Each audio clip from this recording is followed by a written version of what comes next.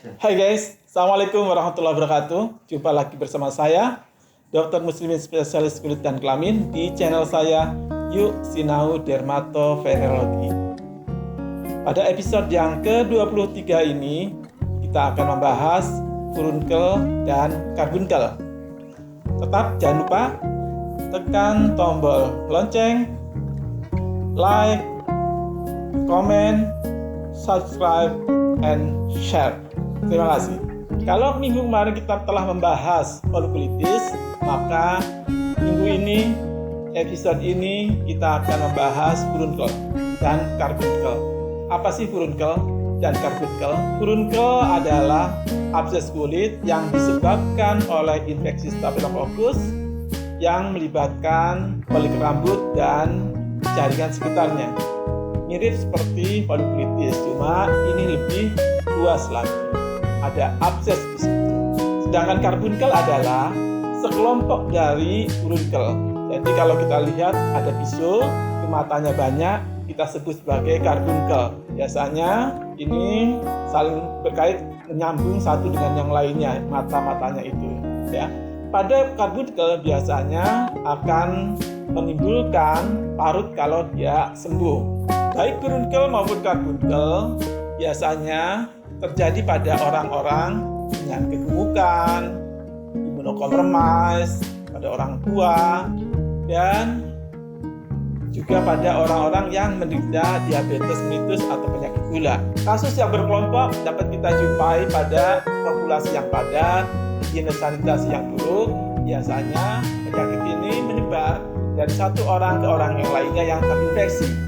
Adapun faktor-faktor yang bisa meningkatkan kasus ini adalah satu, adanya kolonisasi bakteri di rongga hidung, adanya iklim yang panas dan kelembaban yang tinggi, dan adanya penutupan dari folikel rambut. Kemudian, penyakit ini sering kita jumpai, penyebabnya adalah methicillin resistant Staphylococcus aureus atau kita singkat sebagai MRSA. Bagaimana sih gambaran klinis dari penyakit ini?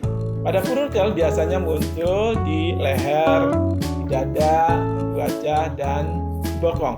Biasanya dirasakan perasaan tidak nyaman dan barangkali mungkin juga bisa dirasakan adanya nyeri pada daerah bawah dari peradangan tersebut. Misalnya pada daerah hidung, daerah telinga, daerah jari tangan.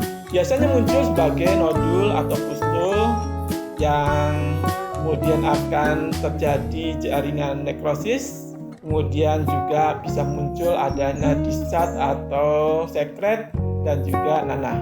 Karbunkel biasanya ditandai adanya beberapa furunkel. Kalau kita tanyakan kepada awam, adanya beberapa mata yang berkaitan satu dengan yang lainnya di susutan. Biasanya ini ditandai adanya demam dan kelemahan badan. Seperti kita lihat di gambar sebelah, yang pertama adalah furunkel, di mana di situ hanya terdapat satu mata. Sedangkan gambar yang kedua adalah karbunkel, di mana terdapat beberapa mata. Kalau kita menjumpai penyakit tersebut, maka yang kita bisa lakukan adalah yang pertama adalah drainase, di mana abses tersebut kita lakukan insisi atau pemotongan, kemudian dikeluarkan isinya berupa nanah dan darah. Kemudian kita juga dapat melakukan kompres air hangat untuk memfasilitasi keluarnya sekret ataupun nanah. Kita juga dapat memberikan antibiotik yang efektif melawan MRSA. Kita juga dapat melakukan kultur untuk menentukan kuman apa yang ada di situ, dan biasanya kita sebelum kita memilih terapi antibiotik, kita juga harus tahu pasti hasil tes sensitivitasnya. Apabila kita jumpai pasien yang tidak demam, kemudian lesinya hanya tunggal dan ukurannya kurang dari 5 mm atau setengah senti, kita tidak perlu memberikan antibiotik. Bagaimana pemberian dengan antibiotik oral? Apabila kita jumpai lesi tunggal lebih dari atau sama dengan 5 mm atau kurang dari 5 mm tetapi tidak berespon dengan drainase, maka kita dapat berikan antibiotik oral yang diberikan selama 5-10 hari. Adapun pilihan yang dapat kita berikan adalah Trimetoprim sulfamethoxazole 160 per 800 mg sampai 320 per 1600 mg 2 kali sehari.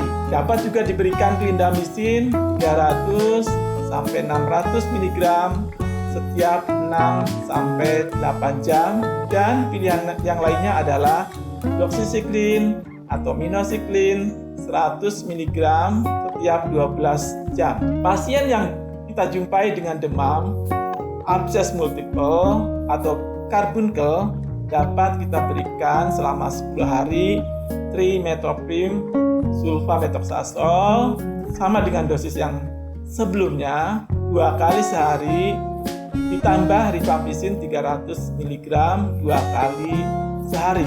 Selain hal tersebut tadi ya, kita dapat memberikan antibiotik oral pada furunkel atau karbunkel yang berkembang menjadi selulitis, pada pasien-pasien imunokompromis atau pada pasien-pasien yang memiliki endokarditis. Apabila kita menginapkan atau pasien dilakukan rawat inap, di mana kita ketahui bahwa bakteri MRSA-nya itu sering sekali atau paling sering muncul, maka kita harus melakukan isolasi pada pasien tersebut dan dipisahkan dengan pasien yang lain. Dan antibiotik yang dapat diberikan, yang pertama adalah vancomycin 1 gram intravena setiap 12 jam. Bisa juga yang lainnya clindamycin 600 mg intravena setiap 8 jam. Sedangkan yang lain-lain barangkali belum masuk di Indonesia. Barangkali kita dapat jumpai furunkel yang sering berulang. Ini kita dapat cegah dengan menggunakan sabun cair yang berisi bisa chlorhexidin gluconat dengan alkohol isopropil atau 2-3% chlorsilenol, dan diberikan antibiotik perawatan selama 1-2 bulan. Pada pasien-pasien yang mengalami tuberkulosis berulang harus cari faktor-faktor predisposisinya. Misalnya, apakah dia memiliki berat badan yang berlebih atau obesitas, apakah dia menderita DM, atau juga faktor-faktor lingkungan yang bisa memacu munculnya penyakit tersebut, atau barangkali dia memiliki kuman MRSA kolonisasi yang ada di rongga hidung. Cukup sekian episode yang ke-23 mengenai furunkel dan karbunkel. Jangan lupa tekan tombol lonceng, like, komen, subscribe, and share. Terima kasih. Wassalamualaikum warahmatullahi wabarakatuh.